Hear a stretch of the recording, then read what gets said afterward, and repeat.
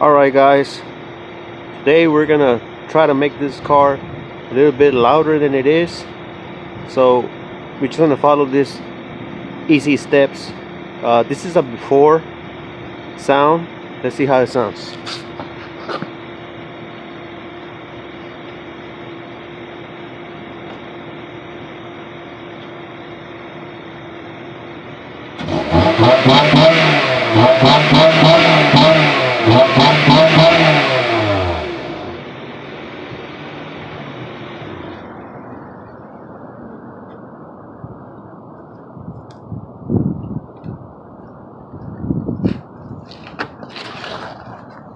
Stay tuned for part 2, the aftermath.